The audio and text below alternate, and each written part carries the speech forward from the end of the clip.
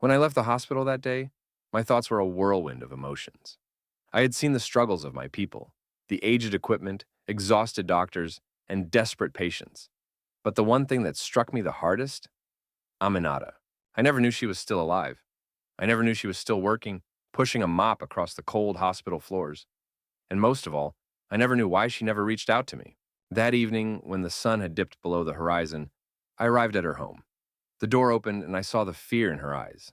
The hesitation, the uncertainty, the weight of something unspoken but undeniable. She knew why I was here. I exhaled, pushing back the storm raging inside me, and spoke gently. Aminata, I need to know the truth. Her fingers tightened around the fabric of her dress. She took a deep, shaky breath. Then she stepped aside, letting me in. Come in, Ibrahim, she murmured. It's time you learned everything. Call to action. Drop your city below. We want to see how far this story has reached. I am Ibrahim Traoré, President of Burkina Faso. But before I ever sat behind that desk, I was a soldier.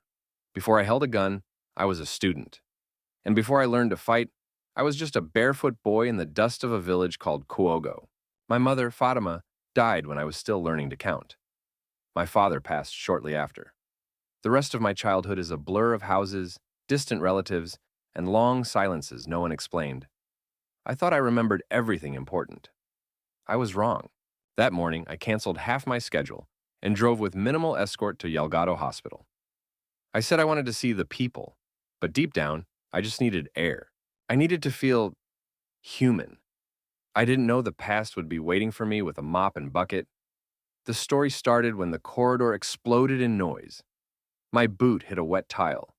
Gravity yanked me forward. In that split second, I thought, a president cannot face plant on camera. A bodyguard's hand shot out. Too late. I wine-milled, skidded, recovered, heart hammering. Be careful, sir. A woman's voice, low, breathy, ashamed. I spun. There she stood, gray scarf, blue janitor's smock, wringing a dripping mop. She wouldn't raise her eyes. It's my fault, she murmured. No harm done. I forced a smile, brushing off the guard, but something in her voice punched straight through my composure. A note I had heard only in dreams. What's your name? Silence. Then, barely audible. Aminata. My world contracted to 5 letters. The ward around me dissolved. The cameras, the director, the security chatter. Only that name echoed inside my skull like a forgotten hymn. I swallowed. Madam, have we met? She risked a glance. Tears shimmered, vanished. I don't think so, Mr. President. The director coughed behind me, urging the tour onward. But my pulse was drumming one word. Aminata. That was the moment, right there on a slick hospital floor, when my life split clean in two. Minutes later, the Toyota slid into the hospital compound. No ceremony, just peeling paint, vendors selling roasted peanuts, a hand-painted sign, Yelgado must heal to heal us. I stepped out. A security guard recognized me, mouth falling open. Mr. President, we didn't prepare. That's why I'm here, I said. Show me normal. Inside, the director hustled over, sweat already darkening his collar. Welcome, Excellency. If I'd known, I'd have replaced the ceiling tiles, I finished, pointing at water rings. Keep them. They tell the truth. Dr. Ouattara caught up, breathless. Sir, pediatrics is this way. Lead on, doctor, I replied, forcing my attention forward, though the ghost lullaby still hummed at the edge of hearing. Ouattara leaned in. Your warning. Morale is brittle. So am I muttered, softer than a confession, louder than a prayer. And that was when fate rolled out a freshly mopped patch of tile and sent me sliding toward the woman who would rewrite every page I thought I knew. The hospital's fluorescent hum swallowed my footsteps as I slipped out of the photo op procession. Behind me, the press pack kept clicking, oblivious that their principal subject had vanished down a side corridor. Only Major Nikiema, my plainclothes bodyguard, noticed. Sir, the route— Give me 2 minutes, I said, raising a hand, and hold everyone back. No exceptions. The major hesitated. He was new enough to worry about procedure, old enough to read the iron in my tone. He stationed himself at the junction, arms folded, blocking the curious. I walked on.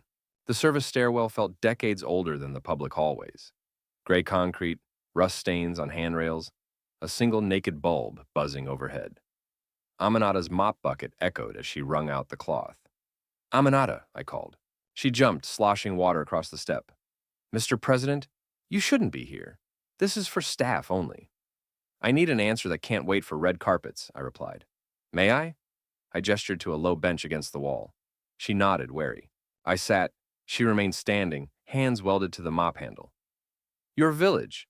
Kuogo? I began. Her eyes narrowed, surprised I'd remembered. Yes, sir. And Fatima? You said you held her hand. A swallow rippled down her throat. She was my neighbor. My sister, really. My mother, I confirmed. Silence thickened. Somewhere above us, a ventilator kicked in, rattling metal. Aminata, I said, voice unsteady. Did you look after a child back then? A boy, small, reckless, always chasing guinea fowl? Her lips trembled. Every dawn he'd tap on my door for millet cakes. Called me Mama Nina because Aminata was too hard. The nickname detonated inside my skull. 3 syllables, buried under decades, bursting to the surface. I gripped the bench to steady myself. That was me. Tears welled in her eyes, but she fought them. They told me power would make you forget, Ibrahim. It never did, I whispered. It only buried. The spike, an explosion of voices, erupted above. The corridor door banged open. Health Minister Zongo barreled in, trailed by cameras and 2 armed guards. Mr. President, he barked, forced smile plastered for the lenses. We lost you. Press is waiting. This area is, maintenance. I rose slowly. Exactly where I need to be. A cameraman swung his rig toward Aminata. She flinched, shielding her face. Instinct flared in me, protective, primal. I stepped between her and the lens. Minister, order your crew out. But sir, the schedule... Out! The room emptied in stunned silence, guards included. Only Zongo lingered.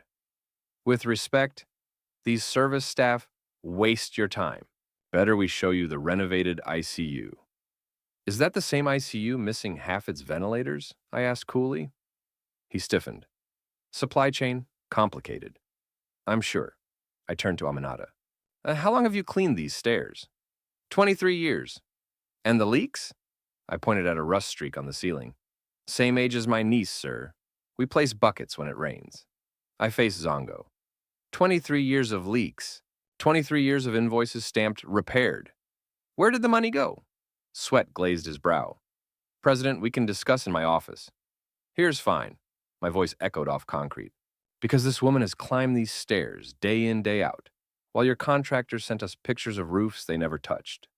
Zongo's charm cracked. I run a ministry, not a mop. I advanced a step, lowering my voice so only he and Aminata heard. Careful. That mop just cleaned the floor that kept me from fracturing my skull. What did your ministry do for me today? He faltered. I returned to Aminata. You said they took the boy away? Who were they? My husband's cousin. Your uncle, sir. Her gaze dropped. Tradition. Zongo seized the opening. Old village tales, Mr. President. Irrelevant. Nothing more relevant than roots, I replied. Then, to Aminata, may I visit your home? She blinked. It's little more than this stairwell. I've slept in foxholes, Mama Nina. Saying the name aloud filled the stairwell with warmth. Zongo cleared his throat. Security protocol won't allow... I cut him off. Security serves the presidency. The presidency serves the people. Tomorrow morning, depot quarter. Bring no press. Aminata's tears finally escaped, carving lines down her cheeks. She tried to curtsy. I caught her shoulders, raised her upright. Protocol melted like wax. Until tomorrow, I said. Zongo watched, calculating, as I escorted her back to her cart. He didn't yet know that the stairwell's dripping rust had already corroded his career. Depot smelled of fried millet and diesel. I arrived unannounced with a single driver. Aminata welcomed me into a spotless 2-room house. She served bissap in chipped enamel cups. Then, wordlessly, opened a wooden box and placed a tiny bead bracelet on my palm. I gasped. I counted these to sleep. Your mother asked the marabou to bless it. When she grew weak, she asked me to raise you. For 2 years? My voice failed. She nodded. Until your uncle took you away. I had no power to fight. I wept openly. No cameras, no uniform. Between tears, another truth surfaced. Delgado's corridors weren't just dirty. They were dangerously underfunded. I'd seen empty pharmacies, bribed orderlies, a pediatric ward with one working ventilator. Aminata, who buys the cleaning supplies? The logistics chief, Monsieur Bassier. Why? Because yesterday I smelled bleach, cheap industrial grade, banned for indoor use. Someone's siphoning funds. Her eyes widened. People fall sick from those fumes. My sorrow ignited into purpose. If corruption kept you mopping floors at 63, it ends today. I texted my aide, Audit Yalgado. Tonight. Quiet team. Aminata gripped my wrist. Be careful. Bassier answers to the health minister himself. Then they'll both answer to me. At 0750, I returned to Yalgado, this time armored in sash and service cap. The sun caught the braid on my shoulders like a warning flare. Nurses froze. Patients whispered. Someone yelled, Le Président est de retour! The rumor outran me down the main artery of the building. By the time I reached the pediatric wing, a knot of staff and families had formed an uneasy half-circle, their faces swinging between hope and fear. Minister Zongo barreled toward me with Monsieur Bassier, the procurement chief, flanking him like a loyal terrier. Mr. President, we really must debrief in my office, Zongo hissed, smile stapled on for the cameras that scuttled behind him. Your office can wait, I replied. This hospital's court is here. I gestured to Major Nikiema. He cracked open a steel evidence case. Inside, a stack of invoices, a tablet looping footage of warehouse workers loading boxes labeled pediatric ventilators. Boxes later switched for cement bricks. Bassier blanched. Those files are confidential. They were, I said, until theft made them public property. A ripple of anger moved through the crowd, muffled at first, then gaining lungs. Dr. Ouattara stepped forward, eyes sunken from another sleepless shift. Sir, may I speak? Please. He faced the minister. Last night, a 7-year-old named Miriam died when our only functioning ventilator failed. If the missing units had arrived, she'd be alive. A mother's wail cut through the corridor. Everyone turned. A slim woman cradled an empty blanket, wobbling on her feet. That sound, raw hopelessness, pierced the professional veneer of every bystander. Spike moment.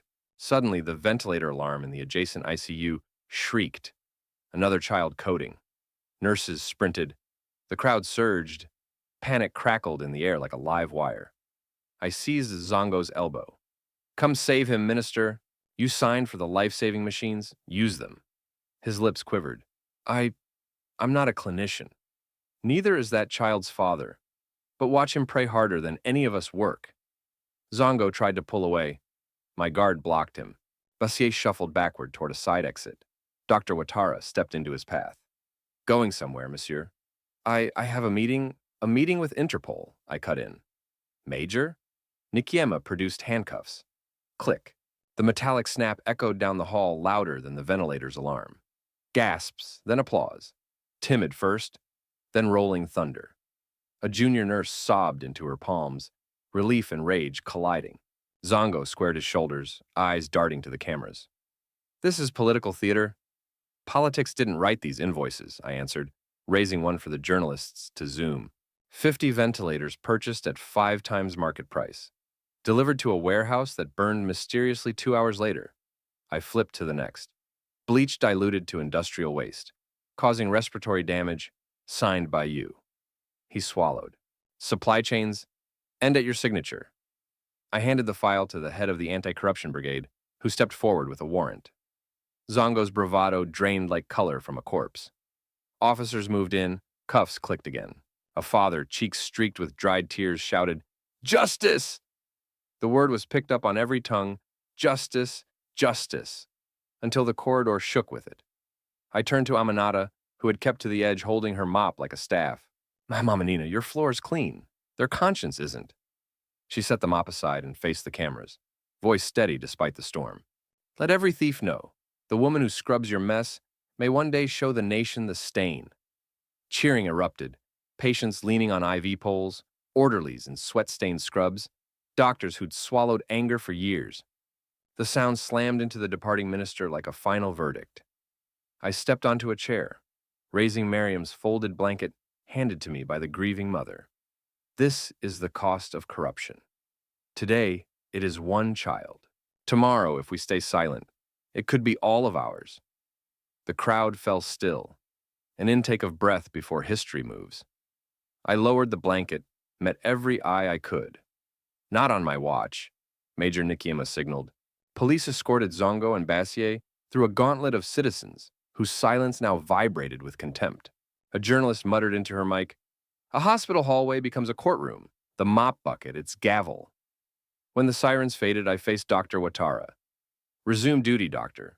Full funding is restored effective immediately. Independent oversight will land by sunset, and you'll chair it." His voice cracked. "Thank you, Mr. President." "No," I said, glancing at Aminata. "Thank her. She cleaned the floor that kept me standing long enough to see the truth." Aminata smiled, tears bright. The corridor smelled less like bleach now, more like the first breath after rain, clean, electric, promising. The courtyard of the presidential palace thrummed like a beehive. Cameramen clambered onto risers, microphones sprouted from press pens, and a brass band tuned in fits of nervous trumpet blats. At center stage waited two empty chairs, one draped in the national tricolor, the other in plain indigo cloth. I guided Aminata forward. She wore a fresh woven kaba, the same sober blue she had mopped hospital corridors in for decades. Her palms were damp. "Mama Nina," I whispered, "if the crowd roars, remember they're roaring for you. I'm still just a cleaner, my son." "Not anymore." We took our seats. Dr. Ouattara, now interim hospital governor, stepped to the lectern. "Citizens of Burkina Faso, today we witness justice made visible." Applause swelled under the banyan trees. A sharp voice cut through. "Justice or propaganda?" Murmurs rippled. A man in a designer suit elbowed to the barricade, flashing a press badge from an international outlet notorious for hostile coverage of Pan-African leaders. Two aides filmed on phones. "Minister Zongo claims the president staged yesterday's arrests to distract from military overspending," the reporter barked. Cameras pivoted toward him. "Isn't this spectacle merely damage control?" Security shifted, but I raised a hand, let it breathe. The spike would show our strength. I rose, adjusting the sash. "A name?" "Raymond Duval, Le Monde Afrique." "Duval," I said, voice carrying. "Did your paper publish Zongo's claim?" "We're considering." "Then consider new evidence." I motioned to Major Nikiema, who produced a transparent parcel. Inside lay a child-sized ventilator mask, fused and black. Gasps hissed through the crowd. This mask melted when a contraband device overheated. The patient was 12. She lived because Dr. Ouattara jury-rigged a spare. Corruption tried to kill her. A cleaner saved her by revealing the fraud. I stepped aside. Aminata, trembling, approached the mic. She spoke softly, but the courtyard held its breath. "I never wanted cameras. I only wanted floors safe enough so children wouldn't slip while they waited for medicine that never came. If that is propaganda, may we all learn to spread it." Thunderous applause drowned Duval's retort. He lowered his phone, chastened. Spike dissolved into triumph. I took Aminata's hand, guided her to center stage. The band hushed. Even birds seemed to pause. "Yesterday," I announced, "thieves were led away in handcuffs. Today, we lead a mother to her rightful place." A page brought a small mahogany box. I opened the lid and lifted the bead bracelet, tiny against my calloused fingers. Cameras zoomed in. Colored glass winked sunlight across the plaza. I wore this when Mama Nina carried me on her back. I lost it when I lost her. Now the circle closes. I slipped it over my wrist, an adult hand, yet it fit as though destiny had stretched the string. The crowd erupted. I wasn't finished. I faced Aminata, then surprised everyone, including myself, by kneeling on the flag-draped step. Gasps, shudders, stunned silence. "In our culture," I said, words steadier than my heartbeat, "the greatest honor is to kneel before one who raised you. Rank, medals, office doors, none outweigh a mother's calloused palms." Aminata's tears spilled. She tried to lift me. I stayed on one knee until she nodded, granting forgiveness for 25 lost years. When I finally rose, I looked out at the sea of faces: ministers, journalists, market women, street kids perched on balustrades. The sash across my chest suddenly felt lighter, as though the braid carried not power but purpose. "From this day," I proclaimed, "every hospital invoice will be published online, every contract open to citizen juries, and every whistleblower shielded by presidential decree. We call this the root of the heart act, because a nation that forgets its hidden caretakers forgets itself. I turned to Aminata. You will chair the first citizen board.